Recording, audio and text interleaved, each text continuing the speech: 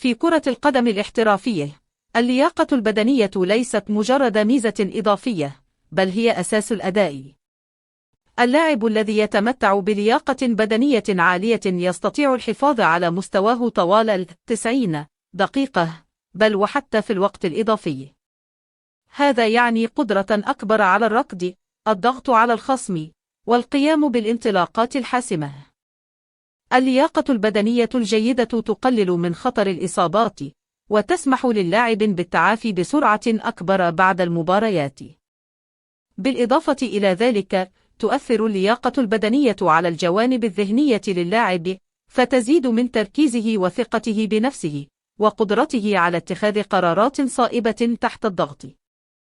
في عالم كرة القدم الحديث، الذي يعتمد على السرعة والقوة والتحمل، لا يمكن للاعب الوصول إلى القمة دون لياقة بدنية ممتازة.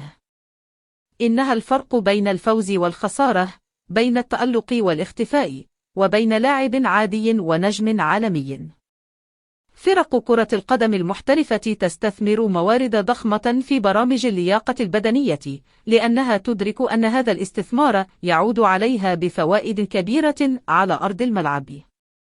حتى لاعبين في سن 53 يكونون حريصين على الحفاظ على لياقتهم.